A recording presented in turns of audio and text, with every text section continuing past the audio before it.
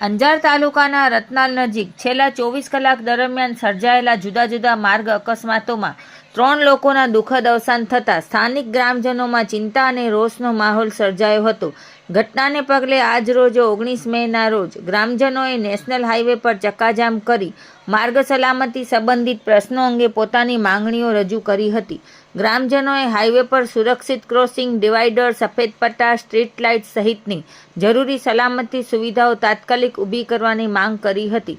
સ્થાનિક લોકોનો આક્ષેપ હતો કે આશરે ₹1100 કરોડના ખર્ચે બનેલા હાઈવે પર શરૂઆતથી જ અનેક ટેકનિકલ ખામીઓ અને સલામતી સંબંધિત પ્રશ્નો યથાવત છે, જેના કારણે વારંવાર અકસ્માતોની ઘટનાઓ સર્જાઈ રહી છે.